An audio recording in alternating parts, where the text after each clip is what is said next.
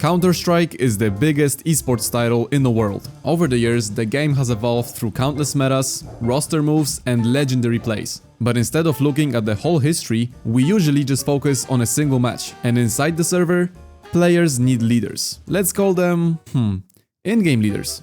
There are a lot of IGLs out there. Some of them are funny. It is quite big.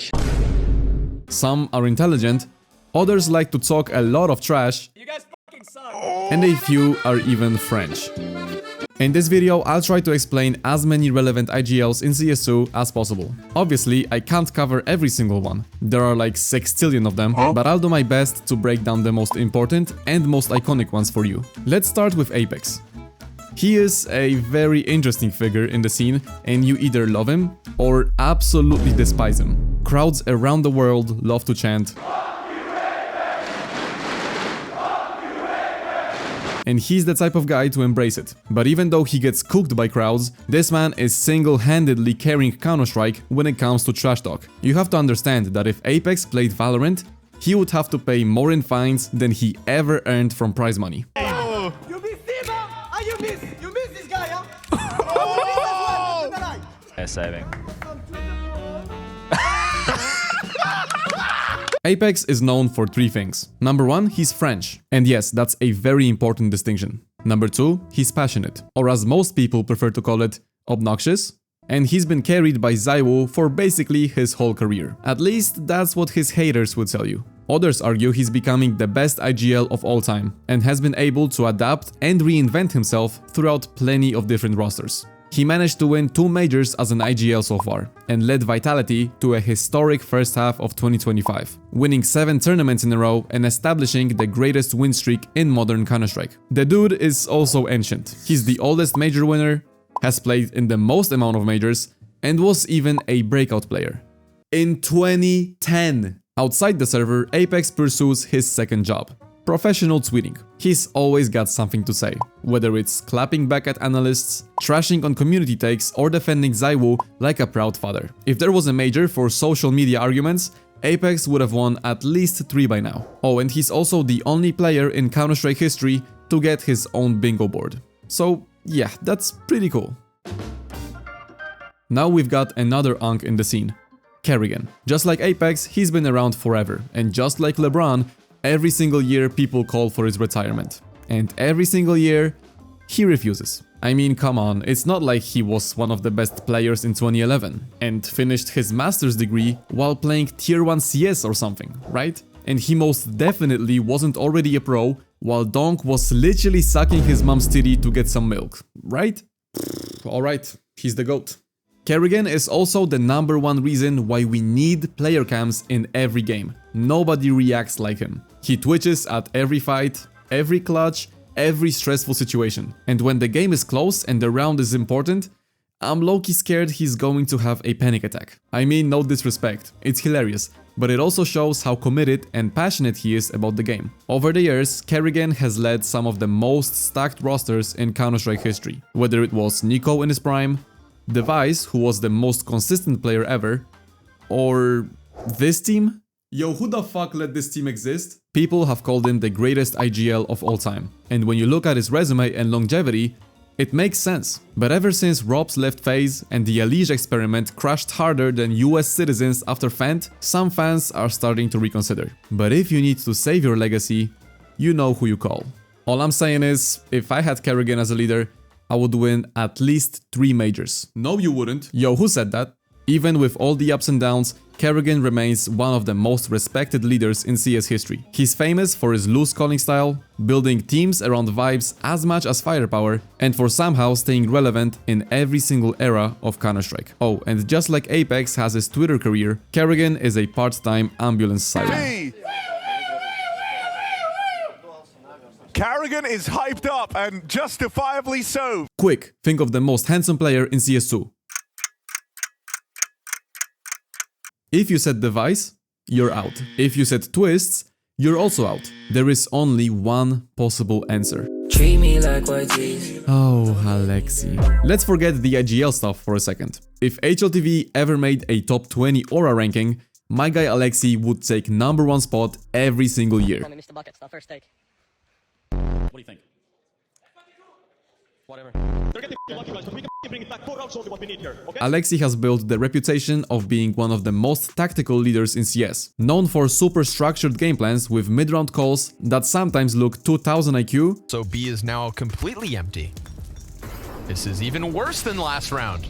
Okay. And other times look like he's drunk calling them. The amount of times I laughed at this meme is illegal, but it perfectly sums up Aleksib's genius. Career-wise, the man has done it all, from leading Finnish Ents to the Katowice finals, to IGLing Nico and m0NESY on G2. That's badass. Then he gets picked up by Navi when they go international, and he has to survive with Simple on the team. But eventually, it was worth it. Aleksib won his major. The man has a champion's mentality and will do whatever it takes to win, whether it's bending the rules a bit, Oh, Nico can't know that. Oh, he guesses, but it won't make a difference. or literally predicting the future. Guys, they really fucking lost this game. You understand? My guy just can't stop winning. In the end, Aleksib finally proved the haters wrong and showed he's one of the best IGLs in the world. Also, Aleksib is a certified baller. Which it's another go at it. That's more like it. Doesn't blow that one. And Not like this. He's winning Oh, it. the nade. Oh, with the nade. Do it. Oh, he's done it off the backboard. And he also has amazing taste when it comes to skins. But you know what? So do you. And if you ever want to try something new and let's say trade your skins, I'll help you out. Let me introduce you to Skins Monkey. Skins Monkey is an automated trading site where you can instantly swap your old skins for new ones. Just pick the skins that you want, wait for the offer, and boom, now you're fully fresh. Psst. Hey you, I got something for you. With my code Biley, you can get up to $5 for free just by trading. And if you need extra balance for your trade, the same code also gives you a 35% deposit bonus. On top of that, there's 24/7 live chat support, filters to find the exact skins you want, and even free giveaways if you're feeling lucky. Use the link in the description to get to Skins Monkey, and I want to thank them for sponsoring this video. Blitz can be described with just one word. Master. And I don't just mean in Counter-Strike. While Karrigan was busy getting his master's degree, my guy Blitz was smoking absolutely everyone in chess and getting the FIDE master title. I guess he really likes the Blitz time control, huh? I actually think his chess skills translate to CS as well. He's literally playing chess while other IGLs are playing checkers. They're just not the same. I'm playing chess, you're playing checkers, okay? who's winning? I don't know, this doesn't your translate. turn? Like, the moves aren't the same. I can guarantee you he's imagining moving his Mongolian pieces across the map. Except instead of pawns and rooks, it's 4 of the deadliest Mongolian players you've ever seen. And somehow, Blitz might be the deadliest one of them all. Usually IGLs are the ones to drop 0.9 rating. On a good day. While Blitz is different. He's easily the highest fragging IGL in tier 1 CS right now. My guy is calling strats, reading opponents, and still dropping clutches like these. Easy round. 2 in at the Oh, that's 2, no way. Wait. The peak, no hit on Falcons.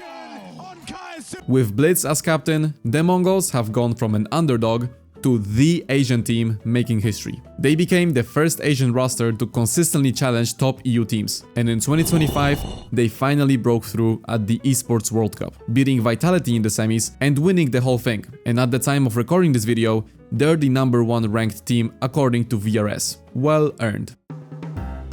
Now if you think Apex is getting carried by ZywOo, then Chopper is basically being dragged across the finish line by Donk. Let's be honest here, this man spent years farming in tier 2, and then Donk appeared and suddenly he's winning trophies like he was masterminding the whole time. That's like Ronaldo pulling up to a random Sunday League game, absolutely trashing everyone, and then your buddy George starts trash talking your keeper. Under his leadership, Team Spirit pulled off some huge results, like winning IEM Katowice 2024, IEM Cologne 2025 and winning the Shanghai Major. And yes, all of those are Donk's MVPs. But Chopper is known for 2 things more than his calling. The first thing is the bald plus beard combo, which makes him look like he should be running a motorcycle gang. And number 2, playing every official match with a bright pink anime Gunner mousepad. Yes, ladies and gentlemen, this almost 29-year-old grown man is winning trophies with something that looks like it came straight out of a Weeb starter pack. To be honest, I think it's kind of an unrealistic image, because if you're bald, beardy and you own an anime mousepad, you're either stuck in your parents' basement or you're Chopper. Next up is Fallen, aka The Professor. And if your nickname is literally The Professor, you already know you're a living legend. He's one of the sweetest, most wholesome guys in the pro scene, or at least that's what he wants you to think. Because all that changes when he has to solo queue. Then his alter ego, Bad Fallen, comes out. During that time, he will talk trash to his teammates, manipulate them to drop him, and the worst of all, look so fucking cool while he does it. Back in CSGO, Fallen wasn't just an IGL, he was also one of the best operators in the world, at the same time. But he was built different. And that's how he led the legendary lineup with Coldzera, Fair, FNX and Taco to back-to-back major wins. I think this is what happens when you record Avengers in Brazil. But eventually, Father Time caught up. There were a few rosters created as the last dance to reunite and try to repeat the glory of the old days. These never quite worked out, and just when people thought retirement was next, Fallen joined Furia, Brazil's #1 team. At first, the struggles continued, but then came the professor's ultimate lesson. Sometimes the best play is to let the kids cook. Fallen gave up the op to the prodigy Molodoi and gave a washed entry another chance. And suddenly, Furia are back to the top of Tier 1 Counter-Strike, with most recently winning Fisher Playground 2. Now if we're talking about opping IGLs who tried transitioning to rifling, we unfortunately have to mention Cadian. During his time with Astralis, he tried moving off the op because, you know, Device was there, one of the greatest operators of all time. That's a pretty reasonable decision, right? But I think everyone forgot Cadian absolutely blows when it comes to rifling. Oh, don't show it. No. Why are you doing that? Oh, slow motion as well. Oh no. I'm sorry, but how do you miss that? And to nobody's surprise, that experiment did not last long. But that's not even close to the most controversial part of his career. A lot of people still say Cadian would have never made it to Tier 1 without the infamous coaching bug, which his coach was abusing at the time. Cadian swears he knew nothing about it, and Heroic even released a video of him crying while talking about the incident. And I think it got me a bit emotional as well. Will we ever know the full truth? That, unfortunately, I cannot tell you. But some players like Nico showed signs of not believing Cadian at all. There is even a Wikipedia article about the whole coaching bug, in case you want to learn more about that. The link will be in the description. But overall, Cadian was a passionate leader and a guy who carried Heroic into relevance with his insane clutching. But also a rifler so tragic that made people miss his opping. And that says a lot by itself. Sorry for the pause, but I'm trying to hit 20,000 subscribers by the end of the year. So if you're enjoying the video, I would really appreciate it if you subscribed. Also, join my Discord to find my aim routines, Twitch stream schedule and much more. Thank you so much for the support. But some of you might think you're so smart and notice, damn, IGLs really suck at the game mechanically. Why wouldn't an actual good player take over the leader role and help the team with firepower? And you, my friend, asked a very good question. That's a good question, homie. Because this happens all the time. A star rifler starts slowing down a little, or just wakes up one day after being hit in the head with a very heavy object and decides, you know what? I'm the IGL now. Sometimes it's because they're getting older and are not on the same level as before, and sometimes... I'm sorry, but I don't know how to explain this one. I would say more often than not, it doesn't end up working out. But 1 time out of 10, it does. And that seems to be the case for Brollan. Since he took over the IGLing duties from Siuhy, Mouse has turned into a consistent top 4 team and even win the PGL Clutch Napoca 2025. But ultimately, even his verdict is still unclear, because Mouse has not really been able to have good-looking T-sides after the honeymoon phase ended. And Brollan still sucks like a typical IGL. And now for the man Brollan replaced. Siuhy. Once hyped as Poland's next big Tier 1 IGL, he was supposed to be the prodigy to lead Mouse to glory. And he kinda did. But after Mouse shockingly decided to remove Siuhy, after they literally became the top 1 team in the world, he joined Team Liquid. Since then, nothing really worked. Liquid have shown glimpses of good performances, but they also seem unable to take a single map from the best teams, and somehow they still managed to lose to teams like VP Academy. Oh, and Siuhy was also the one leading the team to arguably the worst map of all time against Ecstatic. That's on his resume forever. It's hard to say how much of that is Siuhy's fault and how much of that is just Team Liquid being Team Liquid. Ever knew that Jesus also played Counter-Strike? Yeah, seriously, and he's one hell of an opper. Jame has made a name for himself in the CS scene by saving. over and over and over and over and over and over again. And that's how we got the phrase Jame time. So from now on, every time you see an enemy saving, type Jame time in chat and enjoy being the most unfunny person alive. His teams are known for their super slow and methodical playstyle. So slow that other pros literally hate playing against them. But how effective has this style been? Well, he won a major like that, but once teams adapted, Jame failed to produce any meaningful results at the tier 1 level and bounced around, sometimes winning, but mostly losing games. Which is why he got kicked from VP after 5 years with the organization. Oh, and one more thing. Jame also once said that he recommends, and I'm not kidding, masturbating before your matches to control your anger a bit more effectively. Yep, he really said that. And yes, he was literally the pioneer of gooning. Not so Jesus-like after all, but hey, if you want to win a Flock Major, time to start gooning as a warm-up. Hooxi is also known as the Giga Chad because of his confident, yet sometimes stupid looking plays. And also the fact that his mechanical gameplay used to look like he belonged to tier 67 instead of tier 1. He's the dink, sets up Hooxi.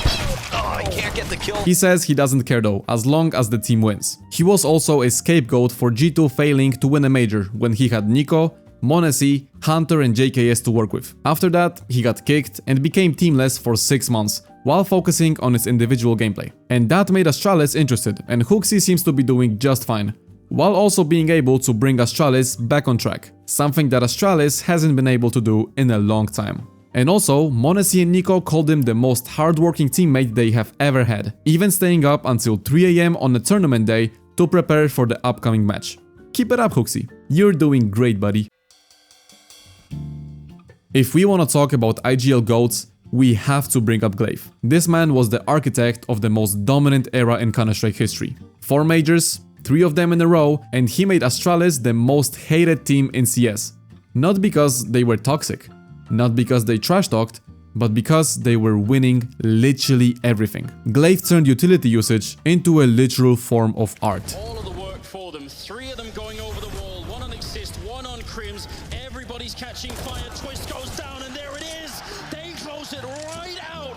But after the Astralis era, or should I say Astralis Empire, came to an end, Glaive has also crumbled. He won his last trophy in October of 2020, got benched by Astralis in 2023, and as of right now, he's benched again from ENCE. From the most dominant leader in CSGO to struggling to even stay on a tier 2 roster. And that's the thing with Glaive. His peak was untouchable, but outside of the Astralis era, he's shown almost no longevity. Compared to guys like Apex or Karrigan who reinvent themselves year after year, Glaive looks like someone who only worked when everything was perfect. Without Zipnik's clutching and Device being a top 2 player every year, Glaive would have been packing my fries in McDonald's now.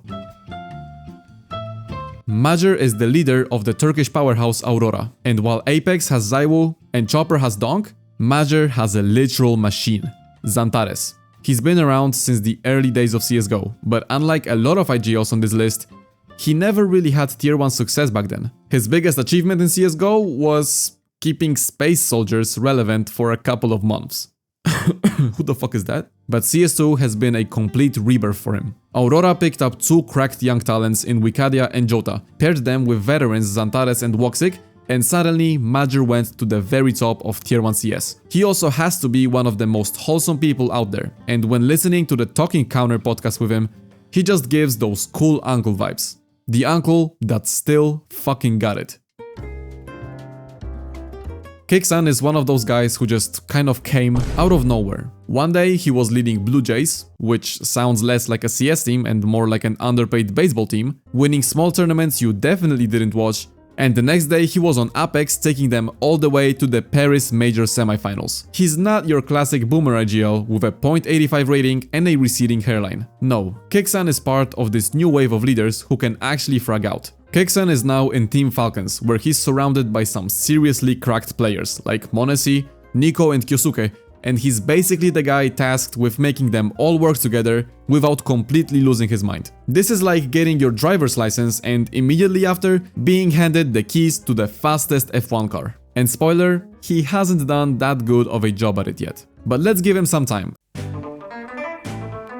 At the end, I quickly want to mention some legends of the game that if you're newer to CS, you probably don't know, but absolutely should. Before Astralis were nerding everyone to death with utility lineups, the first real dynasty in CSGO was Ninjas in Pyjamas. Which is why NIP is even still relevant today. Okay, well, relevant is a big word. The man leading them was Exist. That NIP roster went on an 87 map win streak on LAN, the single most ridiculous, probably unbreakable record in CS history. He later moved into coaching and spent some years with Heroic, and since 2024 he's back home as the coach of NIP. Another Swedish mastermind was Pronax, the architect behind Fnatic's golden era. With Olofmeister, JW, Flasha and Crims, he built a lineup that won 3 majors and cemented himself as one of the greatest IGLs of all time. After Fnatic, he could never quite recreate that same magic, but I think 3 majors is already enough to become a legend of the game. And finally, we have Taz, the heart and soul of the Golden Five. Another bold king and the man who proved Polish rosters could actually ball. But then came the infamous car controversy that split the Golden Five apart. Taz wasn't done though. He later reunited with Snax under G2, winning some tournaments along the way and reminding everyone that Polish Counter-Strike never really dies. And that's pretty much every important IGL in CS2. Comment on who's your favorite one, subscribe, and never forget, if I had Karrigan as a leader, I would win at least